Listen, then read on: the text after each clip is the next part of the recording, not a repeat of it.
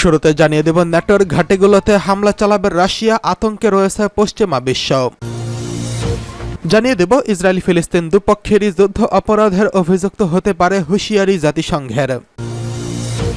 জানিয়ে দেব, নির্বাচনের আগে দুঃসংবাদ পেলেন জো বাইডেন, শঙ্কা বেড়েই চলেছে। এদিকে রাশিয়ার হয়ে যুদ্ধ করতে গিয়ে 2 ভারতীয় নাগরিক নিহত।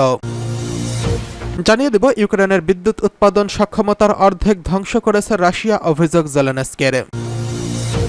সর্বশেষ জানিয়ে দেব, বাইডেনের প্রস্তাবে সাড়া দিয়ে যুক্তরাষ্ট্রের কোর্টে বল পাঠালো হামাস।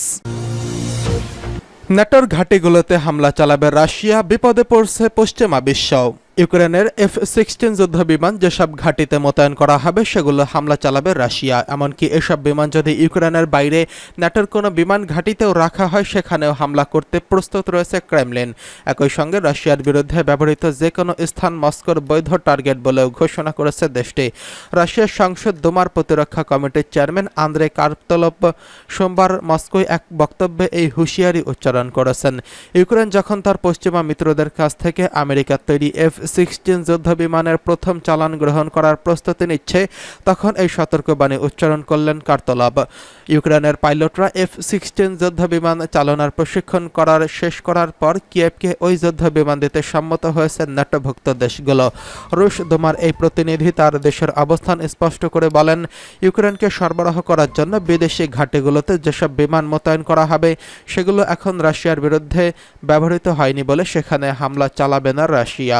তিনি হুঁশিয়ারি উচ্চারণ করে বলেন, কিন্তু যদি বিদেশি ঘাঁটিগুলো থেকে যুদ্ধবিমান আকাশে উড়ে রাশিয়ার বিরুদ্ধে হামলা চালায় তাহলে এইসব যুদ্ধবিমানের পাশাপাশি যেসব ঘাঁটি থেকে সেগুলো উড়েছে সেগুলোতেও হামলা চালাবে রাশিয়া। সম্প্রতি ইউক্রেনের বিমান বাহিনীর কমান্ডার সের্গেই গোলুদবৎস বলেছিলেন, ইউক্রেনে পশ্চিমা দেশগুলোর কাছ থেকে যেসব F-16 যুদ্ধবিমান পেতে যাচ্ছে তার কিছু সংখ্যক বিদেশি ঘাঁটিগুলোতে মোতায়েন থাকবে। এদিকে ইসরায়েল ফিলিস্তিন দুই পক্ষই যুদ্ধ অপরাধে অভিযুক্ত হতে পারে, হুঁশিয়ারি জাতিসংঘের। গত শনিবার গাজার নুসৈরাত শরণার্থী শিবিরে ভয়াবহ প্রাণঘাতী অভিযানের নামে 4 জিম্মিকে উদ্ধার করেছে ইসরায়েলি বাহিনী। এই অভিযানের কারণে ইসরায়েল এবং ফিলিস্তিনের সশস্ত্র গোষ্ঠীর উভয়ই যুদ্ধ অপরাধে অভিযুক্ত হওয়ার সম্ভাবনা রয়েছে বলে জানিয়েছে জাতিসংঘের মানবাধিকার দফতর। নুসৈরাতের ওই হামলায় ইসরায়েলি বাহিনীর সম্ভাব্য নিয়ম লঙ্ঘনের বিষয়ে উদ্বেগ প্রকাশ করেছেন দপ্তরের মুখপাত্র জেরেমি লয়েন্স। অভিযানে নারী ও শিশুসহ অন্তত 274 জন ফিলিস্তিনের মৃত্যু হয়েছে বলে জানিয়েছে গাজার স্বাস্থ্য কর্মকর্তারা। লরেন্স বলেন, ফিলিস্তিনি সশস্ত্র গোষ্ঠীগুলো ঘনবসতিপূর্ণ এলাকায় জিম্মিদের আটকে রাখার মাধ্যমে আশপাশের বেসামরিক নাগরিক ও বন্দীদের বাড়তি ঝুঁকিতে ফেলছে। জেনেভায় জাতিসংঘের নিয়মিত ব্রিফিংয়ে তিনি আরও বলেন, উভয় পক্ষের এসব কর্মকাণ্ড যুদ্ধ অপরাধে শামিল হতে পারে। লরেন্স বলেন, এটি ছিল বিপর্যয়কর যেভাবে আকস্মিক ও তীব্র সহিংস অবস্থার মাধ্যমে বেসামরিক নাগরিকরা আটকা পড়ে গিয়েছে। বন্দীরা ও তাদের পরিবার যে অগ্নি পরীক্ষার মুখোমুখি হয়েছে সেই বিষয়টি তুলে ধরা লয়েন্স বলেন, 4 জন বন্দী এখন মুক্ত। এটা নিঃসন্দেহে খুব ভালো খবর।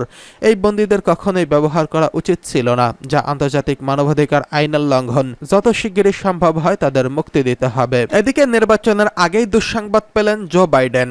নির্বাচনের আগেই বড় ধাক্কা খেলেন মার্কিন প্রেসিডেন্ট জো বাইডেন। ছেলের কুকীর্তির কারণে সম্মানহানি ঘটল তার। মাদকাসক্ত অবস্থায় মিথ্যা তথ্য দিয়ে অস্ত্র কেনার মামলায় ছেলে হান্টার বাইডেনের অভিযুক্ত হয়েছেন। যুক্তরাষ্ট্রের স্থানীয় সময় মঙ্গলবার তার বিরুদ্ধে আনা 3টি অভিযোগই প্রমাণিত হয়েছে। এরপরই আদালত তাকে অভিযুক্ত করে। বার্তা সংস্থা এপি জানিয়েছে, 2018 সালের রিভলভার কেনেন হান্টার। আগ্নেয়াস্ত্র কেনার ক্ষেত্রে তিনি ফর্মে বাধ্যতামূলকভাবে কিছু তথ্য দিতে হয়, কিন্তু মিথ্যা তথ্য দেন হান্টার বাইডেন। সরকারি কৌশলীরা জানিয়েছেন, অস্ত্র কিনতে হলে মাদকাসক্ত বা অন্য কোনো নেশাদ্রব্য গ্রহণ করেন কিনা সে ব্যাপারে স্পষ্টভাবে জানাতে হবে, কিন্তু হান্টার এই ক্ষেত্রে অস্ত্র ব্যবসায়ীকে মিথ্যা তথ্য দিয়েছেন। মিথ্যা কথা বলেই তিনি অস্ত্রটি নেন এবং 11 দিন সেটি নিজের কাছে রাখেন। আদালতে দোষী সাব্যস্ত করার রায় দেওয়ার সময় হান্টারকে খুব একটা বিচলিত দেখা যায়নি। অভিযুক্ত হওয়ায় হান্টারকে এখন 25 বছর পর্যন্ত কারাদণ্ড দিতে পারে আদালত। তবে প্রথমবারের মতো এই অপরাধ করায় তাকে সর্বোচ্চ সাজা দেওয়া হবে কিনা তা স্পষ্ট নয়। নভেম্বরের প্রথম সপ্তাহে মার্কিন প্রেসিডেন্ট নির্বাচনের আগে সেলের এমন সাজা বাইডেনের নির্বাচনে কতটা ধাক্কা দেবে সেটাই এখন দেখার বিষয়। এদিকে রাশিয়ার হয়ে যুদ্ধ করতে গিয়ে 2 ভারতীয় নাগরিক নিহত। চলমান রাশিয়া ইউক্রেন সংঘাতে রুশ সেনাবাহিনী নিয়োগ করা 2 ভারতীয় নাগরিক নিহত হয়েছেন। বিষয়টি নিশ্চিত করেছেন ভারতের পররাষ্ট্র মন্ত্রণালয়ের তরফ থেকে। জানানো হয়েছে, সরকার বিষয়টি রাশিয়ার কাছে উত্থাপন করেছে। খবর অনুসারে ভারতের পররাষ্ট্রমন্ত্রী রুশ সেনাবাহিনীতে ভারতীয়দের নিয়োগ অবিলম্বে বন্ধ করতে বলেছে। একই সঙ্গে বর্তমানে রুশ সেনাবাহিনীতে থাকা সমস্ত ভারতীয়কে দেশে ফেরার অনুমতি দিতে বলেছে। ভারতের পররাষ্ট্র মন্ত্রণালয় রাশিয়ার চাকরি গ্রহণের ক্ষেত্রেও জনগণকে সতর্ক করতে বলেছে। ভারতের পররাষ্ট্র মন্ত্রণালয় এক বিবৃতিতে বলেছে, মস্কো ভারতীয় দূতাবাসের বিষয়টি রাশিয়ান কর্তৃপক্ষ ও নয়াদিল্লিতে রাশিয়ার রাষ্ট্রদূতের কাছে জোরালোভাবে উত্থাপন করেছে। রাশিয়ার সেনাবাহিনী থাকা সমস্ত ভারতীয় নাগরিককে দ্রুত মুক্তি দেওয়া এবং দেশে ফিরিয়ে দেওয়ার আহ্বান জানানো হয়েছে। ভারত আরও দাবি করেছে, রাশিয়ার সেনাবাহিনীতে ভারতীয় নাগরিকদের ভবিষ্যতে কোনো নিয়োগ বন্ধ করতে হবে। এই ধরনের কার্যক্রম আমাদের অংশীদারিত্বের সঙ্গে সামঞ্জস্যপূর্ণ হবে না। এর আগে মার্চে আন্তর্জাতিক গণমাধ্যমে রাশিয়ার হয়ে ভারতীয় নাগরিকরা ভাড়ায় যুদ্ধ করছে বলে খবর বের হয়।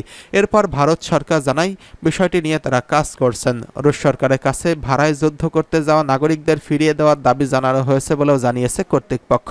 এদিকে ইউক্রেনের বিদ্যুৎ উৎপাদন সক্ষমতার অর্ধেক ধ্বংস করেছে রাশিয়া, অভিযোগ জেলেনস্কির। রাশিয়া ইউক্রেনের বিদ্যুৎ উৎপাদন সক্ষমতার অর্ধেক ধ্বংস করেছে বলে জানিয়েছেন ইউক্রেনের প্রেসিডেন্ট ভলোদিমির জেলেনস্কি। তিনি বলেন, শীতকাল থেকে শুরু করে এই পর্যন্ত ইউক্রেনের জ্বালানি স্থাপনায় রাশিয়ার হামলায় কিয়েভের বিদ্যুৎ উৎপাদন ক্ষমতার অর্ধেক ধ্বংস হয়ে গেছে।